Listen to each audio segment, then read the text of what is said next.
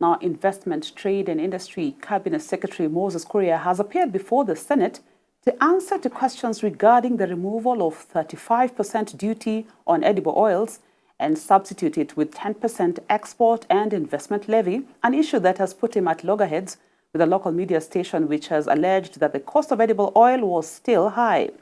Addressing senators, CS Kuria said he had negotiated a tax incentive with the Treasury to motivate Kenyan farmers to grow palm oil, sunflower, and make the country self-sufficient, adding that counties like Homa Bay have begun growing oil-producing crops in a move that will significantly reduce the cost of cooking oil.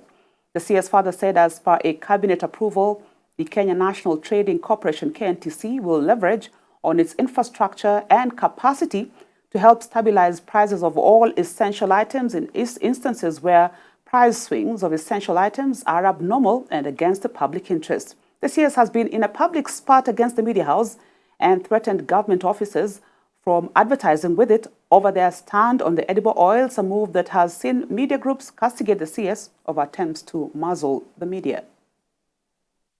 And my fear is that the CS is going to use this privilege of appearance before the Senate to cleanse himself of the accusations that are contained in that motion. Therefore, Mr. Speaker, we in the minority side are objecting to his presence in this House, and we would seek your direction on whether or not his presence here today prior to the dispense of this motion would be prejudicial to the same motion. The Speaker, for the dignity of this House and for the dignity of public service, the Speaker, it will be wrong that a minister, a public servant, who is facing a motion of censure gets the privilege of addressing this Honorable House on any matter touching on his docket. The Speaker, I want to make full disclosure on the floor of this House that Honorable Moses Kuria is a personal friend of mine.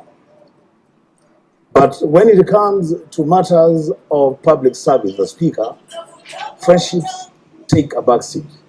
Now, as far as I'm concerned, I have not seen the proposed motion that Senator Sifuna has submitted on.